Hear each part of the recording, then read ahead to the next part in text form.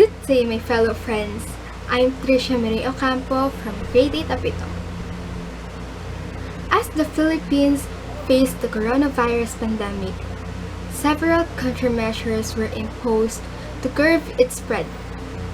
As such, President Duterte implemented an enhanced community quarantine in Luzon. However, the spread of the virus did not cease. It just inevitably multiplied and the enhanced community quarantines were extended.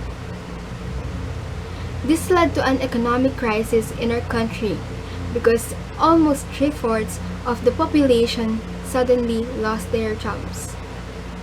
People were not prepared to deal with this kind of crisis. Everyone is anxious if they will be able to survive with this kind of situation. Even the government is struggling on how they can support each family to live throughout the pandemic. Everyone is affected and struggling to survive. Many are starving because they don't have the means to buy the basic needs. But on the contrary, rich are taking advantage to buy foods and necessities in bulk without even thinking that others also need them too. What is worse is that some are selling the items with a big markup. Instead of helping our countrymen who are greatly affected, they put more weight on their worries and anxiety, making them more helpless to survive. The Filipinos' resiliency in facing COVID-19. There is a virus spreading in the world, but we, Filipinos, are still able to deal with it positively. That's the good thing about us.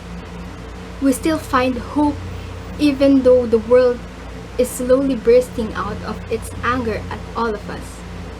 We can still manage to live our life normally and believe that one day everything will fall back into place.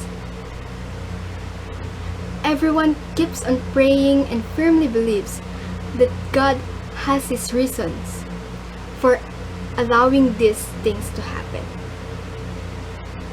Let's admit the fact that we had realized so much about life because of this COVID-19 pandemic. Families become more intact because they can bond with each other at home.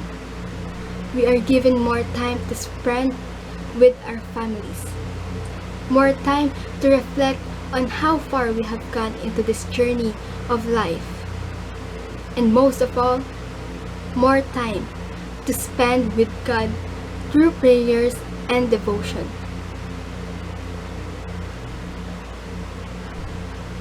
It breaks my heart to see the number of cases and the mortality rate going up. Those victims who were not able to survive will just be in our memories, especially those frontliners who didn't bother to have a second thought in risking their lives so that they can save other people's lives. Vaccines have been developed so that in a way the pandemic could be curbed down, but contrary to what is expected. The cases just keep on going up. Different variants have emerged.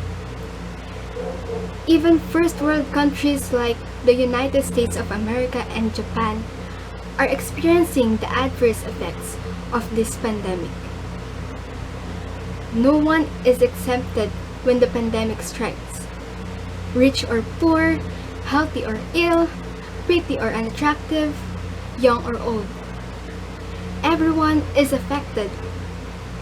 Everyone is struggling to alleviate the case and bringing everything back to normal, where all can go back to work and make enough living to support their families. Students are also greatly affected because of this pandemic, not only physically, but more emotionally and mentally. Children can no longer interact with their friends and classmates. which impedes their emotional and social development and has a negative impact on their mentality as well. Through all these things, I hope that everyone will work hard, hand in hand, to overcome this crisis we are going through. Instead of being divided because of our different perspectives in dealing with it, let's all move forward and help each other to overcome this battle. Prayers will be the best weapon to defend ourselves from this pandemic, but it goes hand in hand with our care and our love for one another. This is not the time to isolate ourselves and fight our own battle to win this game. Let's be one and have one voice and do our part to survive and help each other to make things better. Let's all persist until something happens. Let's all pray until something happens. Thank you.